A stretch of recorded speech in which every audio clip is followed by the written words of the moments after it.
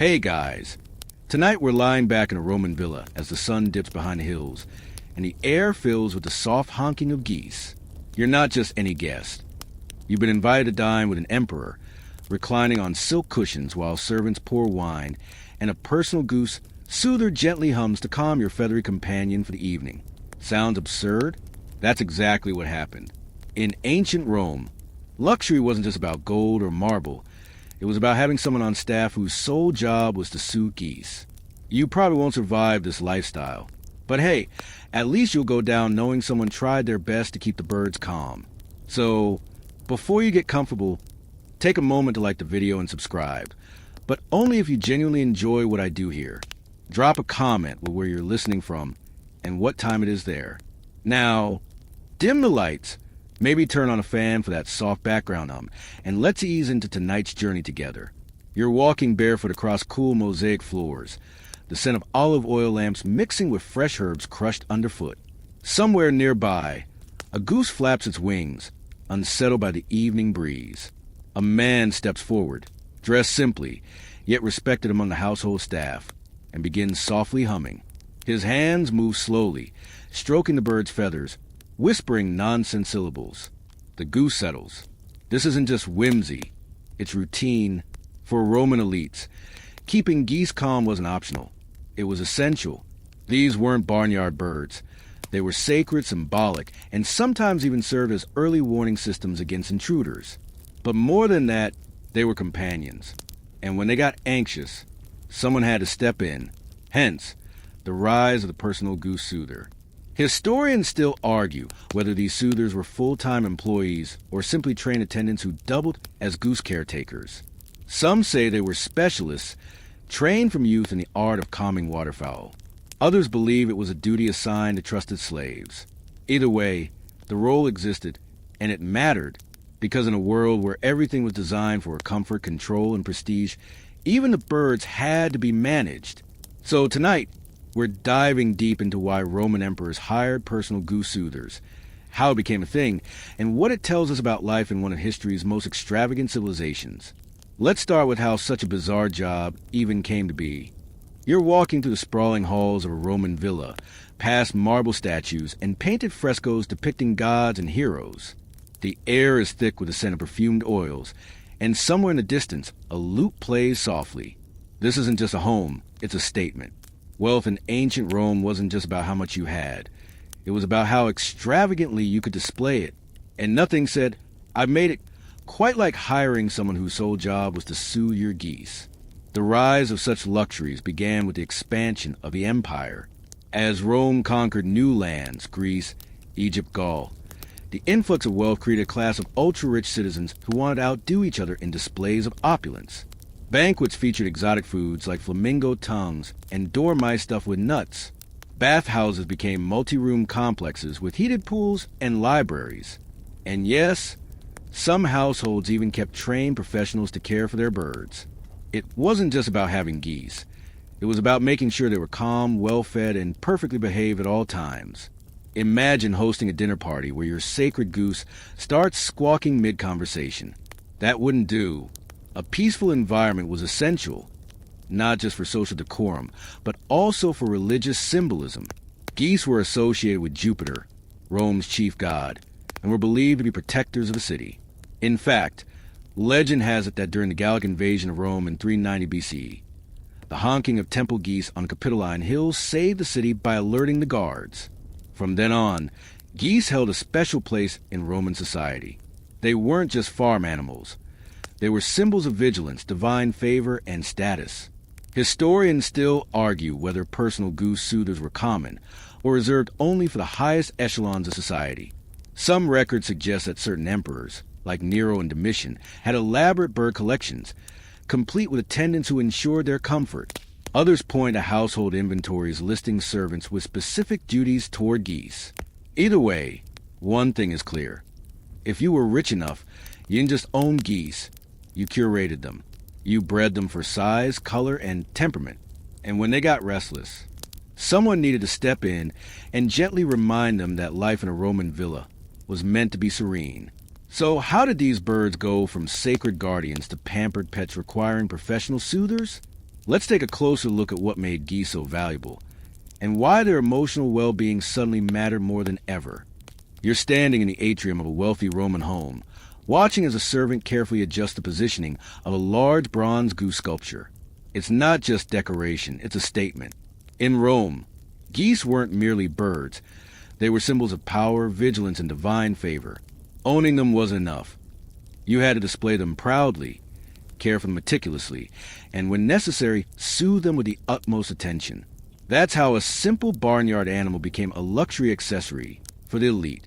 Geese held a special place in Roman society, revered not only for their historical role in protecting the city, but also for their utility. They were kept on estates both large and small, not just for eggs and meat, but as living status symbols. A household without geese was like a modern mansion without a fountain or a Tesla in the driveway. The richer you were, the more elaborate your goose collection. Some families even bred specific varieties for color and size, much like today's designer dogs. And if you were truly extravagant, you didn't just own geese. You curated them, naming them, training them, and ensuring they lived lives of comfort and calm. But it wasn't just about aesthetics. Geese were practical too.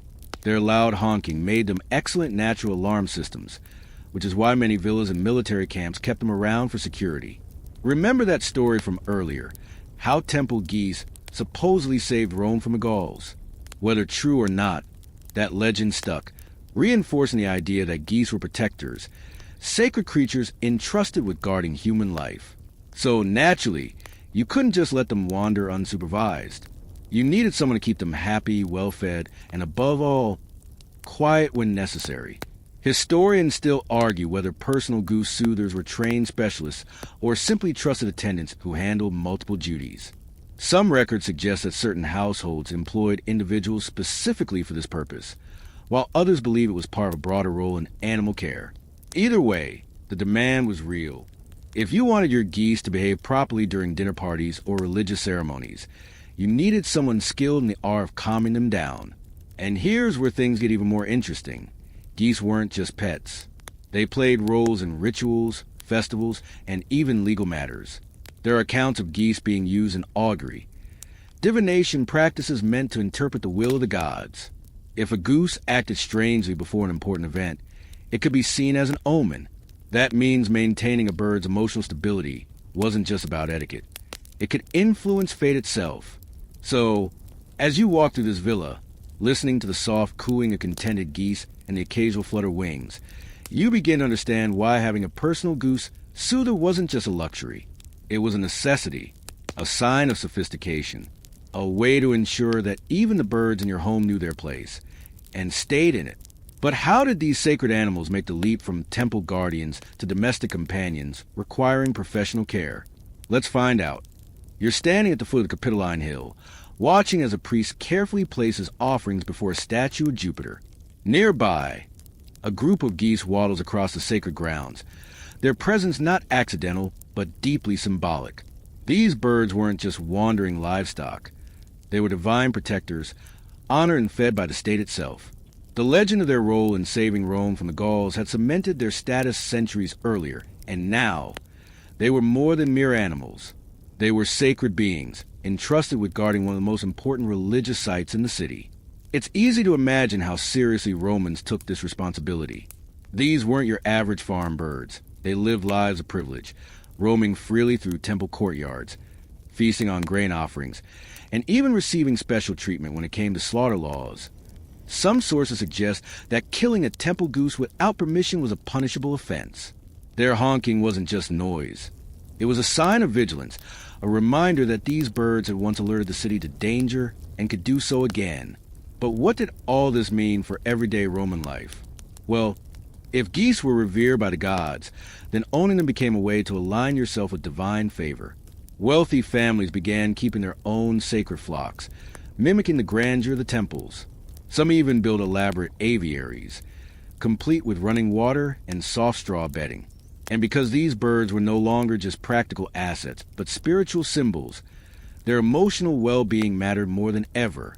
A restless goose wasn't just inconvenient. It was potentially bad luck. Historians still argue whether the reverence for temple geese directly led to the rise of personal soothers, or if it was simply part of a broader cultural shift toward animal companionship. Either way, the connection is clear. If a bird could be sacred enough to guard a god's temple, it was certainly valuable enough to deserve its own caretaker. And as Roman society grew increasingly obsessed with luxury, comfort, and control over nature, the idea of hiring someone specifically to calm a household goose didn't seem so strange after all. So, picture yourself walking through the streets of Rome, past bustling markets where merchants sell everything from spices to exotic pets. You pass a nobleman's villa and hear the familiar honk of geese echoing from within. This isn't just a home. It's a miniature version of Capitoline itself, complete with its own feathered guardians. And somewhere inside, a personal goose soother is humming softly, ensuring that even the divine birds of Jupiter remain perfectly serene. Now, let's follow one of those sacred temple geese as it makes the journey from holy protector to pampered pet. How exactly did such a transformation happen? Let's find out. You're watching as a temple priest gently lifts one of the Capitoline geese, inspecting its feathers before releasing it back into the courtyard. This bird has lived its entire life in sacred service. Never clipped, never caged, always free to roam the holy grounds. And yet, despite its divine status, something unexpected is about to happen. A wealthy patron from the city has requested permission to take one of these geese home. Not for sacrifice or food, but simply to keep as a pet. The request is unusual, even absurd by today's standards, but not unheard of. In Rome, where the line between the sacred and the luxurious often blurred, such things were possible. It started slowly at first. Some noble families, eager to display their piety and wealth, began keeping small flocks of geese near their homes as a nod to the gods. These weren't wild birds scavenging for scraps. They were carefully selected, well-fed, and given space to roam like honored guests. Over time, the practice evolved. What had once been a symbolic gesture became a full-blown trend among the elite. Owning a goose wasn't just about showing devotion. It was about prestige. And if you truly want to stand out, you didn't just own one or two. You curated an entire collection, each bird bred for specific traits: size, color, temperament. Some households even went so far as to name their favorite geese, treating them more like pets than livestock. Historians still argue whether this shift was purely cultural or if there was a deeper spiritual meaning behind it. Did Romans believe that keeping a sacred goose in the home brought good fortune? Or was it simply another way to flaunt their connection to the divine? Either way, the demand grew. Temples, recognizing the opportunity, sometimes allowed private citizens to adopt retired temple geese, an early form of religious animal adoption, if you will. These birds, having served their purpose in the sacred space, were granted a second life in luxury, complete with service to attend to their every need. But here's the thing: geese, no matter how revered or pampered, are still geese. They honk loudly, flap their wings when startled, and can be quite territorial. That meant keeping one or several in your home required more than just space and money. It required skill. Someone needed to understand their moods, anticipate their reactions, and most importantly, soothe them when they got agitated. That's where the personal goose soother came in. At first, this role might have been filled by general household staff, but as demand increased, so did specialization. Soon, certain families employed individuals whose sole duty was to ensure their geese remained calm, content, and well-adjusted to domestic life. Imagine walking to the halls of a Roman villa, past marble statues and painted frescoes, only to hear the soft cooing of geese echoing from a shaded courtyard. A man sits cross-legged on the stone floor, gently stroking a bird's feathers while humming a tune. He doesn't look like a warrior or a scholar, but he holds a position of quiet importance. Without him, the geese might become restless. Without him, the peace of the household could be disrupted. Without him, the sacred birds of Jupiter might forget that they were now part of something new, a life of comfort, companionship, and yes, occasional overindulgence. So now that we've seen how these sacred creatures made their way into Roman homes, let's take a closer look at what daily life was really like for someone who lived alongside them. What was it like to wake up next to a goose? To dine with one nearby? To walk through your villa knowing that somewhere a pair of watchful eyes was always observing? Let's find out. You wake up to the soft rustling of feathers and the occasional sleepy honk. The morning light filters through the high windows of your Roman villa, casting warm patterns across the mosaic floor. Somewhere nearby, a goose stirs, perhaps stretching its wings, perhaps already waddling toward your sleeping quarters because it knows you're awake. This is life with a goose companion. Part companionship, part chaos, and entirely unpredictable. Getting out of bed means navigating carefully. Geese, while graceful in water, are awkward on land, and one might be blocking your path just to assert dominance over the space. You step aside politely. After all, this isn't just any bird. It's a sacred creature, a symbol of status, and possibly your closest confidant. A servant arrives shortly after, bringing fresh grain for the goose and a basin of warm water for you. As you watch the bird eagerly peck at its breakfast, occasionally pausing to look up as if checking whether you approve of its dining etiquette. The day unfolds with a rhythm dictated by your feathery roommate. If it's in a good mood, the atmosphere remains calm and soothing. But should something startle it, a sudden noise, an unfamiliar face, the entire household feels a shift. The goose flaps its wings, honks loudly, and begins pacing, its agitation spreading like ripples in a pond. That's when the personal goose, Soother, steps in. With practiced ease, he approaches the bird, lowering himself to its level and speaking in a slow, measured voice. His hands move gently, stroking the goose's neck, whispering nonsense syllables that somehow manage to soothe even the most agitated of birds. Within minutes, the tension eases and peace returns. Daily life of the goose was not without its quirks. For one thing, they were messy eaters. Grain scattered everywhere, and their droppings were frequent and oddly precise, always in places where you least expected them. Some households reportedly had special mats placed near feeding areas to catch the mess, though effectiveness varied. Then there was the issue of scent. Geese, despite their elegant appearance, did not smell particularly pleasant. Their feathers carried a musky aroma, and their presence added a distinct earthiness to the air. It wasn't unpleasant, exactly, just unmistakably goose-like. And then, of course, there was a noise. Geese were never silent for long. They honked during meals, honked when startled, and sometimes just honked for the sake of honking. Some Romans claimed this was comforting, like having a living alarm system always on duty. Others found it disruptive, especially during quiet moments or late at night, when the echoes of a lone goose could stretch eerily through the corridors of a villa. Still, no one denied that geese brought a sense of liveliness to home, an energy that made the space feel less like a museum and more like a living, breathing sanctuary. Historians still argue whether these geese truly formed emotional bonds with their owners or if their behaviors were purely instinctual. Some records suggest that certain geese became fiercely protective of their human companions, reacting violently to strangers who approached too closely.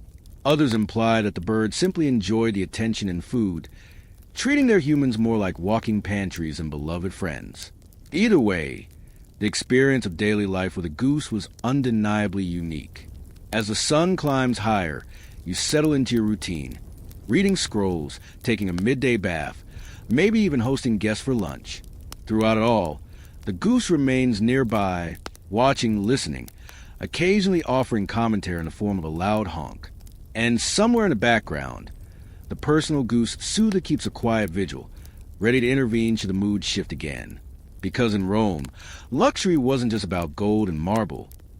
It was about ensuring that even your birds remained perfectly serene. Now, let's take a closer look at how the role of the personal goose Soother first came to be, and what kind of person ended up in such an unusual profession. You're standing in a Roman courtyard, watching as a young man kneels beside a restless goose.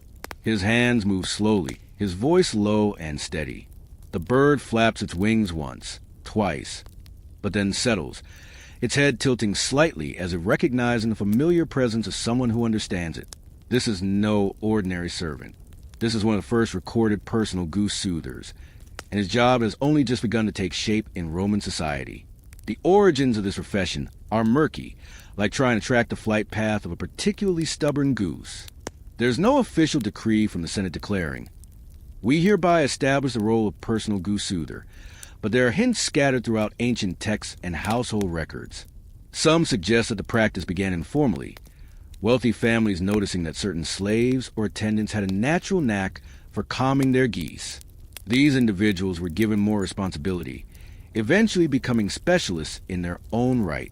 Others believe the role was born out of necessity, especially as geese became more integrated into daily life. If you own a sacred bird, you needed someone who could keep it calm, not just for your own peace of mind, but also to maintain the illusion of control over nature itself. Historians still argue whether these soothers were trained professionals or simply trusted members of the household who developed the skill over time. Some records imply that certain families passed down the knowledge through generations, treating Goose soothing almost like a craft or apprenticeship. Others point to the existence of specialized servants whose duties included everything from feeding the birds to composing lullabies specifically designed to calm them. There are even accounts of emperors requesting particular soothers by name, suggesting that some individuals gained fame, or at least notoriety, for their ability to handle even the most temperamental of geese. One of the earliest documented mentions of a personal goose soother comes from the estate of a wealthy senator named Gaius Valerius Flaccus. A surviving inventory list of his villa includes an entry labeled Servus Adonats Componendas, roughly translated as slave for the arrangement of geese. While the phrasing is vague, scholars believe this refers to someone tasked with managing the emotional state of the household's geese, ensuring they remain calm during important events. It wasn't just about keeping the birds quiet.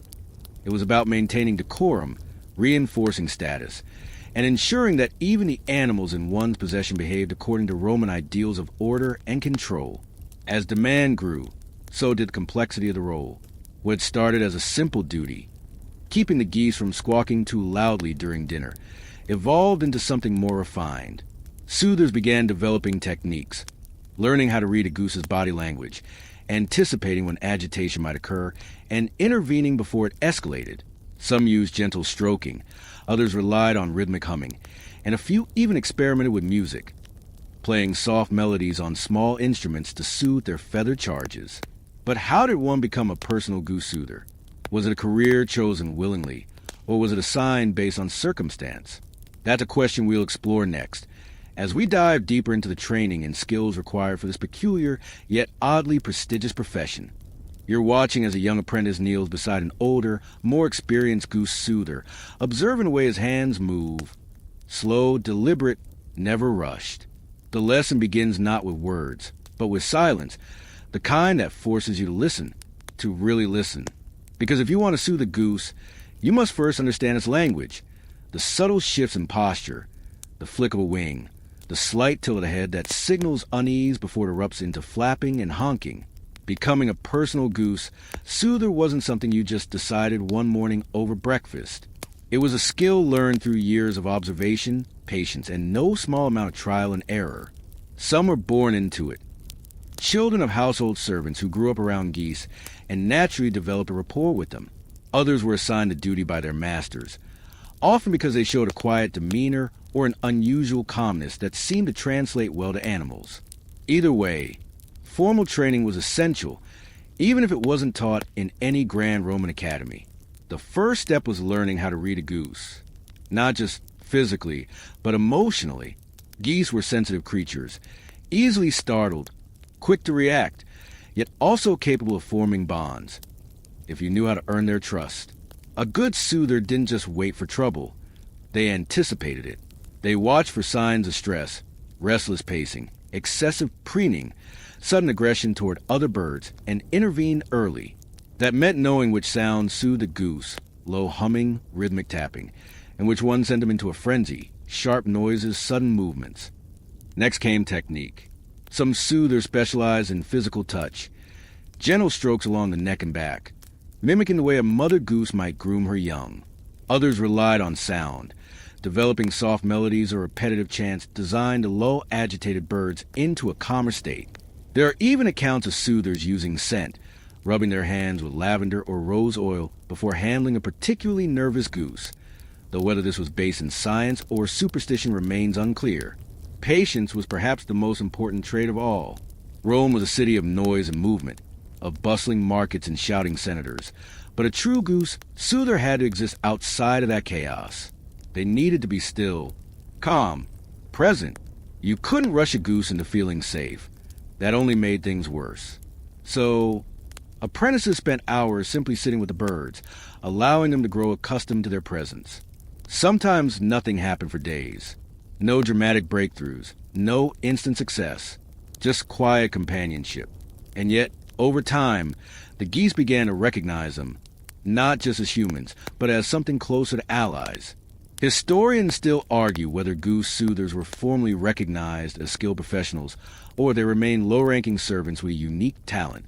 Some records suggest that certain soothers were given special privileges, better food, lighter workloads, even occasional gifts from grateful masters. Others imply that the job was seen as menial, despite its importance.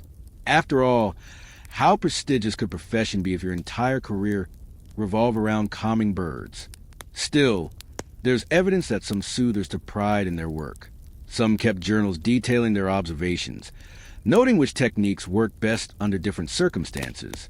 Others reportedly developed reputations beyond their immediate households, being called upon to assist during high-profile events where a restless goose could ruin an emperor's carefully orchestrated display of power. So now that we've explored the training and skills required, let's take a closer look at the actual techniques used by these professionals. The art of goose whispering, if you will. What exactly did a personal goose soother do when faced with a particularly agitated bird? Let's find out. You're standing in a dimly lit courtyard, the air thick with the scent of damp earth and feathers. A goose paces back and forth, its head jerking at every sound. A distant cart rattling over cobblestones, the rustle of leaves in the breeze, the soft shuffle of your own feet. It's agitated, unsettled. And if nothing is done soon, it will erupt into a chorus of honks that could wake half the villa. This is where the personal goose soother steps in. He moves slowly, deliberately, lowering himself to the bird's level without making direct eye contact. Geese, like many animals, can interpret a stare as a challenge. His hands are open, palms down, fingers relaxed. He doesn't reach for the goose yet. Instead, he begins humming a low, steady tone that vibrates just enough to be felt but not intrusive. The pitch is carefully chosen, not too high, which might startle the bird, and not too low, which should go unnoticed. Some soothers prefer a monotone drone, while others develop unique melodies passed down through generations, each household having its own variation. The goose pauses mid-step, ears twitching, or rather, whatever passes her ears on a goose. Its breathing slows slightly, though its body remains tense. That's when the soother introduces the next step. Touch, with practiced precision. He reaches forward and gently strokes the base of the goose's neck, moving downward along its spine in slow, rhythmic motions. Geese have sensitive nerve endings along their backs, and this kind of stimulation mimics the grooming behavior they experience within their own flocks. It's calming, familiar, reassuring, but not all geese respond the same way. Some prefer a firmer touch. Others need more space. That's why experienced soothers learn to read subtle cues, how the wings settled, how the eyes softened, how the honking gradually faded into quieter coos. Some birds responded better to movement, so the soother might begin swaying gently from side to side, almost like rocking an infant. Others needed distraction, so he would introduce a small object, a polished stone, a bit of dry grain, and let the goose focus on something other than its agitation. One particularly effective technique was what some called the whisper walk. The soother would stand and begin walking slowly in a wide circle around the goose, keeping his voice low and steady as he murmured nonsense syllables or even recited poetry. The idea wasn't to command attention, but to create a sense of rhythm, of order, something the bird could latch onto and follow. Over time, the goose would stop pacing and begin mirroring the soother's movements, falling into step with him until its energy had dissipated and calm returned. Historians still argue whether these techniques were based on scientific understanding or simply trial and error passed down through generations. Either way, they worked. And for Roman elites who couldn't afford to have their sacred birds throwing a fit during dinner parties or religious ceremonies, the skills of a trained goose soother were invaluable. So now that we've seen how the soothers did their job, let's take a step back and look at the bigger picture, the hidden labor and emotional investment behind what might seem like a whimsical profession. Because as strange as it sounds, being a personal goose Soother wasn't just about calming birds. It was about maintaining control, ensuring harmony, and preserving the illusion of effortless luxury that defined Roman life. Let's explore that next. You're watching as a personal goose, Soother finishes his work, gently guiding the now calm bird back to its resting place. His job is done for now, but the reality of his life is written in the way he moves, carefully, deliberately, always aware of his surroundings. This isn't just a profession. It's a calling that demands patience, emotional intelligence, and an ability to find peace in what might otherwise seem like an absurd routine. And yet, for all its strangeness, this role was deeply embedded in Roman society.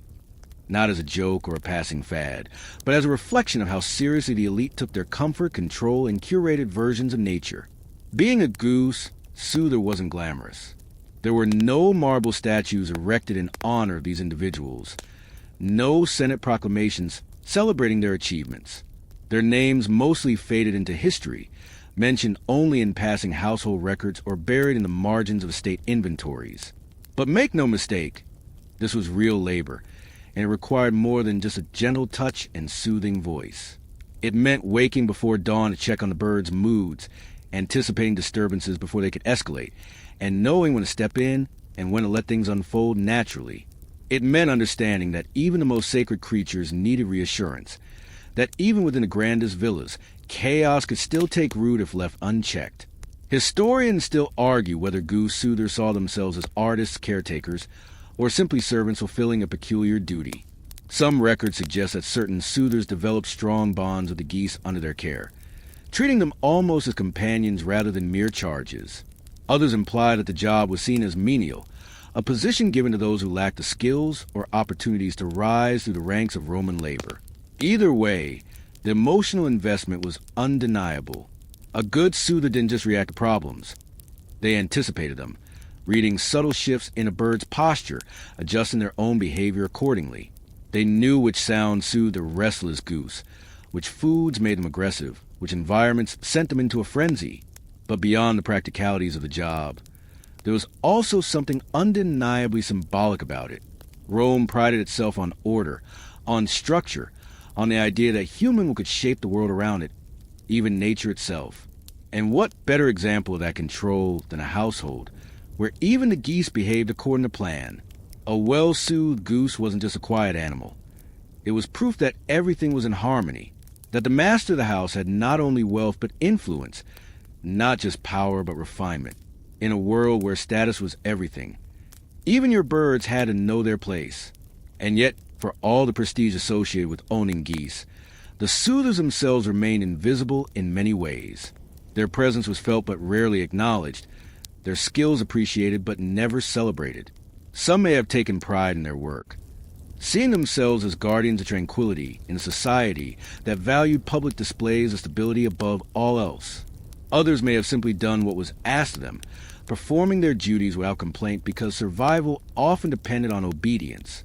So next time you imagine ancient Rome, don't just picture senators giving speeches or emperors hosting extravagant feasts. Picture the quieter moments too. The sough from a soother trying to calm a restless goose, the slow rhythm of hands stroking feathers, the careful balance between control and surrender. Because behind every great civilization are the unseen workers who keep things running, even in the oddest of roles. Now, let's turn our attention to another side of Roman life, how geese weren't just kept in private homes, but played a visible role in public events, festivals, and even military symbolism. Let's explore how these birds moved beyond domestic luxury and became part of something much bigger. You're walking to the streets of Rome on a festival day, the air thick with incense and the sounds of music drifting from distant processions. The city is alive with celebration, vendors calling out their wares, children darting between crowds, and priests in flowing robes leading sacred rituals. Somewhere nearby, a group of geese waddles proudly alongside parade, their feathers gleaming under the midday sun. They aren't just background animals. They're part of the spectacle, symbols of divine protection and Roman tradition woven into the fabric of public life. Geese weren't confined to villas of the elite. They had a role in the broader culture as well. In religious festivals, especially those honoring Jupiter, geese were often paraded through the streets, adorned with ribbons or small wreaths of laurel. These weren't wild birds hastily caught for the occasion. They were carefully selected, sometimes even bred specifically for ceremonial use. Their presence was both symbolic and practical. After all, hadn't the honking of temple geese once saved the city? That legend alone ensured their place in Rome's most important celebrations. One of the more unusual traditions involved the Ferii Capitoline, a festival held annually on the Capitoline Hill in honor of Jupiter, Juno, and Minerva. During this event, sacred geese were brought from their temple enclosure and led in procession before being offered special grain mixtures and fresh water. Some accounts suggest that certain families would sponsor these birds, much like modern-day patrons fund statues or altars, ensuring their own names were tied to the continued favor of the gods. Others believed that simply witnessing procession could bring good fortune, and so crowds gathered early to watch the birds make their slow, dignified journey through the city. Beyond religious events, geese also played a role in military symbolism.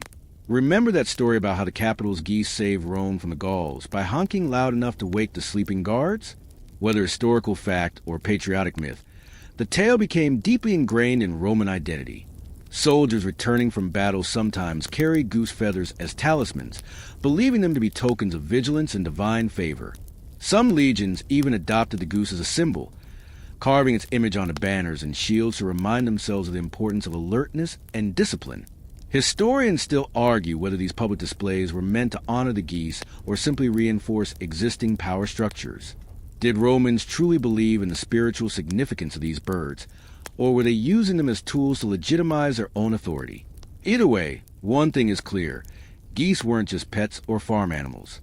They were cultural icons, woven into the very identity of the empire.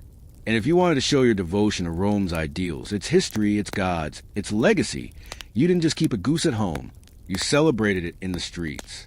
So picture yourself standing among the crowd, watching as a priest lifts a goose high above his head, murmuring a prayer to Jupiter before setting it gently back down. The bird flaps its wings once, then settles, seemingly aware of its importance. Around you, people cheer, coins clink into donation bowls, and somewhere in the distance, a personal goose soother keeps a quiet eye on the procession, ready to step in should any of the birds grow restless. Because even in the grandest of public spectacles, someone always had to ensure that the geese remained perfectly serene. Now, let's take a closer look at some of the most famous Roman figures who embraced this tradition, who not only kept geese but made them part of their personal identities. Let's meet the emperors and aristocrats who took goose keeping to an entirely new level.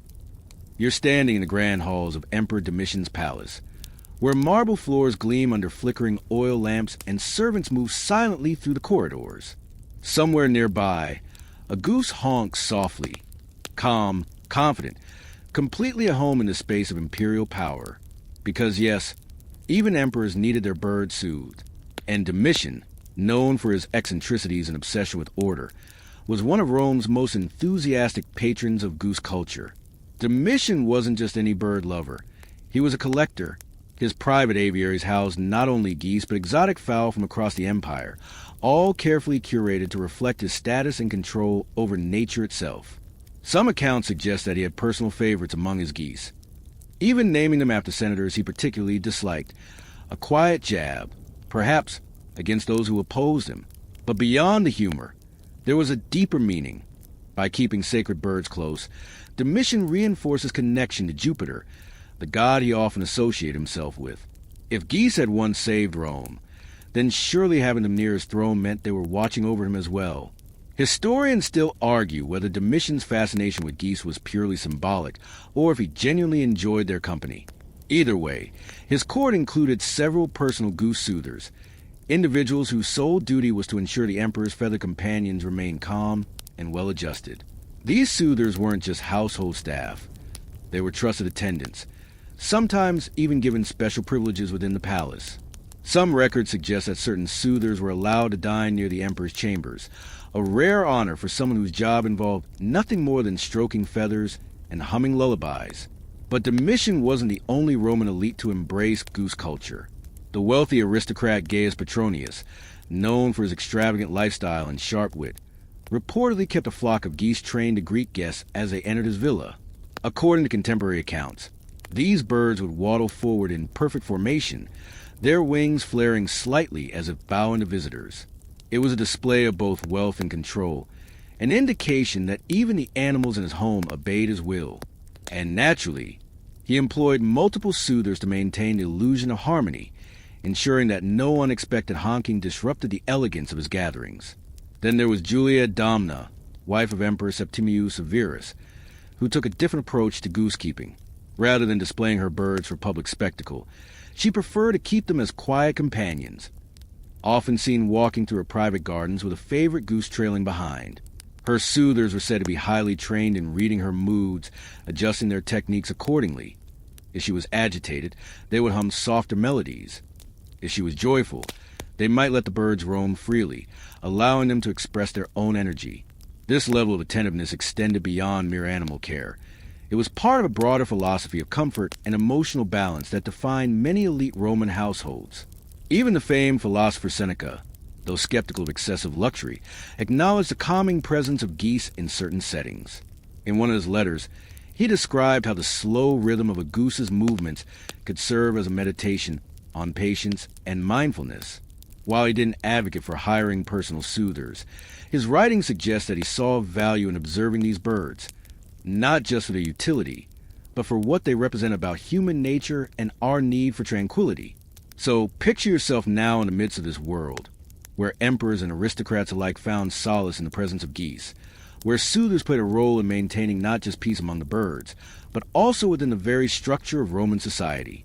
And yet, despite its popularity in ancient times, the tradition of personal goose Soothers didn't vanish entirely. It left echoes in later history, traces that can still be found in medieval bestiaries and Renaissance art. Let's explore those lingering influences next. You're flipping to the pages of medieval bestiary, its vellum sheets yellow with age, ink faded but still legible. The illustrations are intricate, lions with solemn expressions, dragons curling around elaborate initials, and then nestled among them a curious image, a goose, not in a barnyard or beside a pond, but seated beside a nobleman, its head tilted as if listening to him speak. This isn't just an artistic flourish. It's a quiet echo of Rome's tradition of personal goose Soothers, a cultural thread that, despite centuries of change, never quite unraveled. The fall of the Western Roman Empire didn't erase every custom it once upheld. Some traditions, especially those tied to symbolism and status, found new life in different forms. In the early medieval period, geese remained valued animals, though their roles shifted. No longer were they sacred protectors of temples or companions to emperors. Instead, they became symbols of vigilance and domestic stability. Manuscripts in the Carolingian era occasionally depict geese near monastic scriptoria, where monks worked long hours copying texts by candlelight. Some scholars believe these birds were more than decorative. They may have served as natural alarm systems, much like their Roman predecessors. And where there were geese, there was often someone tasked with keeping them calm. Historians still argue whether medieval goosekeepers inherited any direct techniques from Roman Soothers, or if these practices developed independently. There are no surviving manuals detailing how to soothe a goose in the way Roman Soothers might have done, but scattered references suggest that some individuals specialized in managing the moods of these birds. One 12th century French chronicle mentions a man named Alaric de Montreuil, described as Custos Anites, keeper of the geese, who was employed by a noble household specifically to ensure that the birds did not disturb important gatherings. While the term soother doesn't appear explicitly, the role seems eerily familiar. By the Renaissance, geese had taken on yet another layer of meaning. Artists frequently included them in portraits of wealthy patrons, not merely as background elements, but as deliberate symbols of prosperity and control over nature. Leonardo da Vinci himself sketched studies of geese, carefully noting the way their feathers moved, how their bodies shifted when agitated. His notebooks contain observations about animal behavior that feel strikingly similar to what a Roman goose Soother might have recorded centuries earlier. Did he ever consider hiring someone to keep his study companions calm? We can't know for sure, but the idea isn't entirely far-fetched. Even literature carried traces of this tradition. Shakespeare's Twelfth Night includes a reference to a character who is as gross as a swan, a nod to the perceived laziness and indulgence of waterfowl. While not directly about soothing, it reflects how deeply embedded geese were in European cultural consciousness. And in some corners of rural Europe, the practice of assigning a specific caretaker to manage geese persisted well into the 17th century, particularly among aristocratic estates where livestock wasn't just practical but symbolic.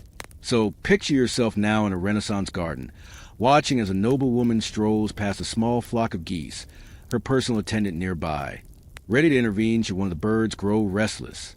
The setting has changed, the language has evolved, but the essence remains the same. Even as history moved forward, the legacy of the Roman goose soother lingered, whispered through manuscripts, painted into portraits, quietly shaping the way humans interacted with the animals they kept close. And yet, beyond historical records and artistic depictions, there's something else worth considering. The deeper meaning behind all this. Why did people across different eras continue to find comfort in the presence of geese? What was it about these birds that made them worthy of attention, care, and even professional soothing? Let's explore that next.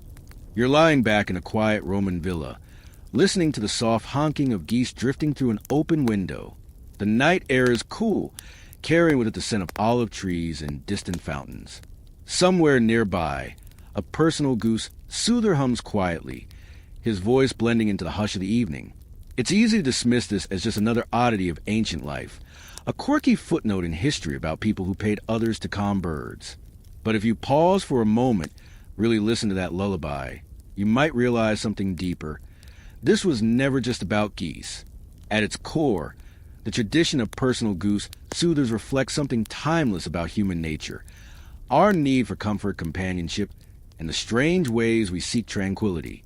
Even in one of history's most powerful and structured civilizations, there was space for softness, for gentleness, for someone whose job wasn't to build aqueducts or draft laws, but simply to make sure that even the animals in your home felt safe and at ease. That says something profound about how Romans understood peace, not just as the absence of war, but as a carefully cultivated state of being. Think about it. What does it mean when a society values stillness enough to assign someone the task of maintaining it? When wealth isn't just about gold or marble, but about ensuring that even your sacred birds don't feel anxious. In many ways, the role of the goose soother was a quiet rebellion against chaos, a reminder that control doesn't always come from force or conquest. It can also come from patience, presence, and the ability to sit with something until it settles. Historians still argue whether this practice was purely symbolic or had real psychological benefits for both humans and birds. Some suggest that having a dedicated caretaker for geese wasn't just about decorum. It may have helped reduce stress-related behaviors in the birds themselves. Others believe that watching a trained professional soothe a restless goose had a calming effect on the household, reinforcing a sense of order and stability in a world that could often feel unpredictable. Either way, the emotional labor involved was real, and maybe that's why echoes of this tradition survived long after Rome fell. Even today, we see traces of the same impulse. We keep pets not just for utility, but for companionship. We play ASMR videos to help us fall asleep. We hire therapists, massage practitioners, meditation coaches, all in pursuit of the same thing Romans once sought in their personal goose soothers, a little bit of peace in a noisy world. Because sometimes, the most luxurious thing you can have isn't a bigger house or a finer meal. Sometimes, it's knowing that someone is there, gently stroking feathers, humming softly, making sure that even the smallest part of your world feels calm. So picture yourself now, wrapped in a linen blanket, listening to the slow rhythm of wings settling, the occasional coo of a contented goose. You don't need to understand Latin or read scrolls by oil lamp. You don't need to be rich or powerful. All you need is to recognize the value of stillness, and maybe, just maybe, appreciate the person who made sure that even the birds knew how to sleep peacefully. And now, as we drift toward the end of tonight's journey, let's take one last look at all we've seen. The rise of Roman opulence, the sacred role of geese, the hidden lives of soothers, and the quiet legacy they left behind. Let's ease into the final stretch, where everything slows down, and even the past feels like a gentle lullaby. You're lying beneath a star-strewn sky, the warm glow of an oil lamp flickering beside you as the sounds of Rome drift into the night. Somewhere nearby, A goose shifts in its sleep, letting out a soft honk that blends with the rustling of leaves in the evening breeze. The personal goose soother is still there, seated near the bird's resting place, his fingers gently tracing patterns along its feathers. His humming has slowed now, almost imperceptible, just enough to keep the peace without disturbing the quiet that has settled over the villa like a heavy velvet curtain. This was a rhythm of Roman life at its most intimate. No grand speeches, no sweeping conquests, just a simple, steady presence of someone ensuring that even the birds could rest. You picture the Soothers who came before him, generations of men and women who dedicated their lives to this quiet profession. Some may have been slaves, others freeborn workers seeking stability, but all of them understood something essential. Comfort wasn't just about luxury or wealth. It was about care, about patience, about knowing when to step in and when to simply sit beside something until it found its own calm. The geese themselves had changed over time, from sacred guardians of temples to pampered companions of emperors, from alarm systems in military camps to symbols of status in aristocratic homes. But through it all, one thing remained constant. They needed soothing, and someone always stepped up to do it. Whether through whispered lullabies, rhythmic stroking, or the slow, deliberate pacing of a trained hand, these soothers became silent architects of tranquility in a world that rarely stood still. Historians still argue whether the role of the personal goose soother was ever truly respected, or if it was seen as a minor footnote in Roman society. But perhaps that misses the point. Not every job needs statues or Senate proclamations to matter. Some roles are meant to exist quietly, unseen yet deeply felt, like the lullaby hummed in the dark, the gentle touch that quiets a restless mind, the unseen force that ensures everything feels just a little more peaceful than it was before. So tonight, as you lie here beneath the same stars that once watched over Rome, let yourself drift into that same kind of peace. Let the memory of those ancient soothers wrap around you like a familiar blanket, their slow, careful hands lingering in your thoughts. Imagine the soft cooing of a contented goose, the hush of wind through marble halls, the distant echo of footsteps fading into silence. And as sleep begins to pull you under, know this. Somewhere long ago, someone made sure even the birds could dream peacefully. Maybe that's all any of us can hope for. That in our own small way, we find comfort and leave behind something gentle for those who come after us. The villa is quiet now. The last of the geese have settled into their nests, their breathing slow and deep, their wings tucked close against the cool night air. The personal goose soother exhales softly, lowering himself onto the stone floor beside his favorite bird, his fingers trailing once more over its feathers in a final gesture of reassurance. He doesn't need to hum anymore. The silence itself has become the lullaby. Outside, the city sleeps too. The streets that once echoed with the voices of merchants, senators, and soldiers are still, bathed in moonlight that spills across rooftops and marble columns.